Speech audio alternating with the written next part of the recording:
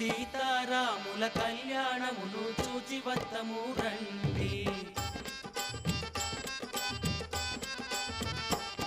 ఓ పరమ భక్తులారా మనమందరము గుడి శ్రీ సీతారాముల కళ్యాణమును చూచి వత్తము రండి. ఓ పరమ భక్తులారా మనమందరము గుడి శ్రీ సీతారాముల కళ్యాణమును చూచి వత్తము రండి. శ్రీ సీతారాముల కళ్యాణమును చూచి వత్తము రండి.